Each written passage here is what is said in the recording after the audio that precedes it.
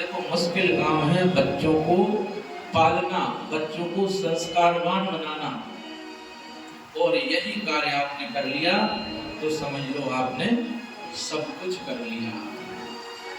भैया आपके पास बहुत धन है, बहुत दौलत है, बहुत पैसा है, गाड़ियां हैं, बंगले हैं, लेकिन संतान यदि संस्कारवान नहीं है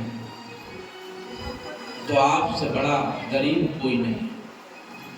और यदि आपके पास कुछ भी नहीं है, सिर्फ रहने के लिए मकान है, 2 वक्त की भोजन की व्यवस्था है, लेकिन यदि संतान संस्कारवान है तो आपसे बड़ा आवाज कोई नहीं है। इसलिए आप केवल और केवल अपनी संतान को योग्य बनाएं। हम तो कहते हैं बच्चियां, इस समय बच्चियों का बहुत चल रहा है, धर्म परिवर्तन करके उनके साथ अत्याचार किए जा रहे हैं। हम कहते हैं बेटियों आप निडर रहो, लेकिन अपने धर्म पर रहो, अपने धर्म पर रहो, अपने धर्म को मत भूलो, अपने संस्कारों को मत भूलो। पति को ही अपना सब कुछ मानना ये धर्म है। पति के प्रति विश्वास, प्रेम, समर्पण की भावना होना ये धर्म है। माता पिता, सास ससुर की सेवा करना ये धर्म है। अपने कर्तव्य को मत भूल जाना। ये मोबाइल्स वाले, रील्स वाले, टीवी वाले, ये हमारे धर्म और संस्कृति को नष्ट कर देना। ये हमारी युवा पीढ़ी का ब्रेन वॉश करके उसे संस्कारहीन बना देना चाहते हैं।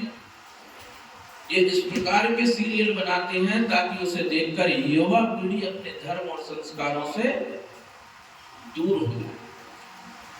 वो एक सीरियल बनाने वाली मोहतरमा है, वो 2 तलाक, 3 तलाक, 4 तलाक, बच्चे बड़े हो जाते हैं, उनकी माँ पता चला तलाक करके विवाह करने में ही लगी रहती है। ऐसे सीरियल बनाते, धर्म को मजाक बनाकर प्रस्तुत करते हैं। तो जो पढ़े लिखे बच्चे बच्चियां होती हैं उनको लगता है कि ये सब ढोंग है। हम कहते हैं नारी समाज को, बेटियों आप अपना आदर्श किसी फिल्म नायिका को मत बनाओ। अरे आपके आदर्श तो ये आदि शक्ति माँ भवानी पार्वती होना चाहिए। आपका आदर्श तो ये सीता मैया होना चाहिए। पहले घर घर में बेटियों को सीता सिखाई जाती थी, पार्वती सिखाई जाती थी। रामचरितमानस का एक प्रसंग है।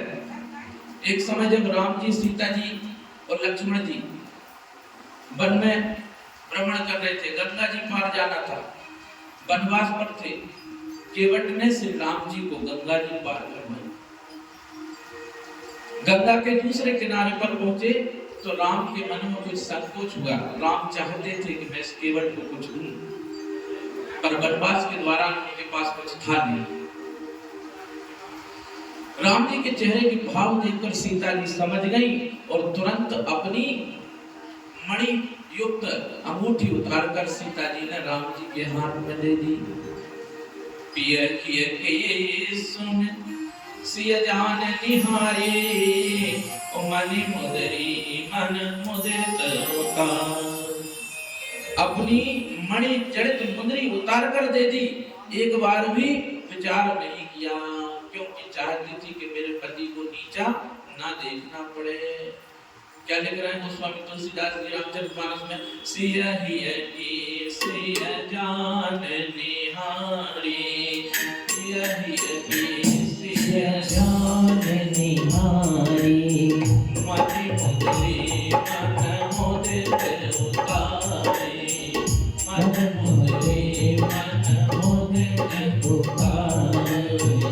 पिया के भाव समझ गई, अपने पति के मन के भावों को समझ गई और बिना कुछ बोले, बिना कुछ सोचे, बिना देर किए तुरंत अपनी रत्न जड़ित मणि जड़ित मुंदरी उतार कर भोले बाबा रामचंद्र जी को प्रदान कर दी और कहा कि यह दे दीजिए। ये समर्पण के भाव पहले घर घर में बच्चियों को सिखाए जाते थे।